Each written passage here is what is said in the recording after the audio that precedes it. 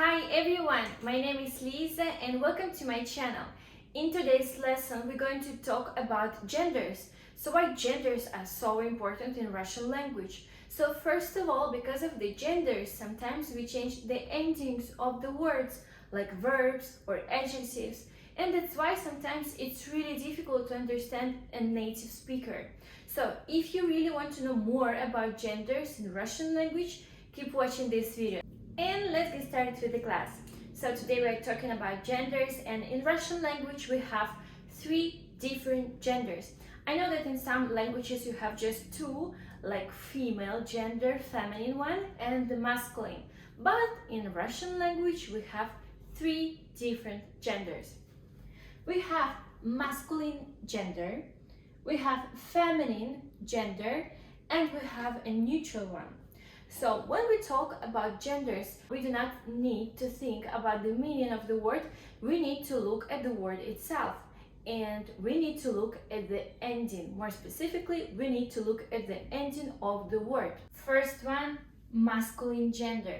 So in the end of masculine word should be consonants, soft sign. If you see those letters in the end of your word, you're dealing with a masculine word. Let's have some examples.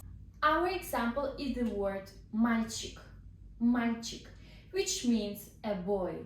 So in the end of our word is the letter K, K, which is a consonant. So that's why we understand, okay, our word is the masculine gender. Not because it's a boy, because our last letter is a consonant. So we look at the end of the word. So мальчик, our example of the masculine gender. Let's move on and talking about feminine words. The last letter of the feminine word should be a vowel or soft sign as well. So usually all feminine words end with the letter A or ya. So if you have I in the end of your word, almost like 100% your word is the feminine gender. Let's have an example. Our example is the word собака, собака, which means a dog. Again, we look at the last letter.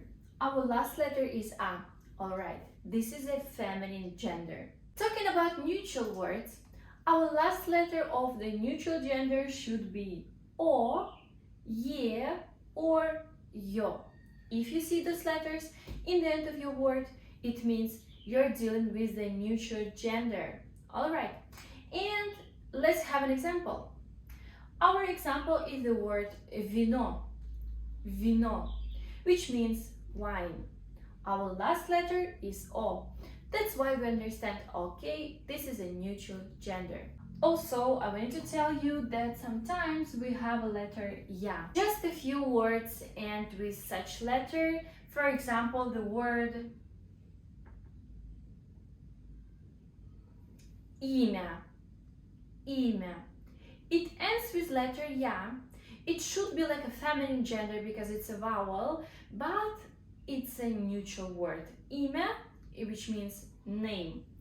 Alright. This is it. I'm going to give you one small task. So if you can identify the gender of the next words, that would be amazing. That would be great. But please check yourselves.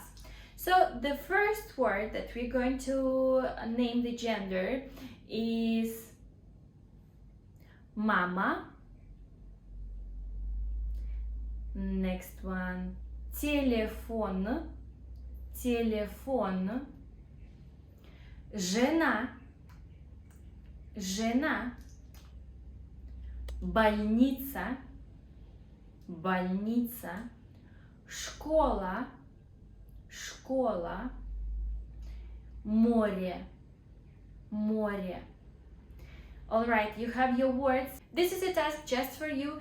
If you want to make sure that you really understand this topic, please check yourselves.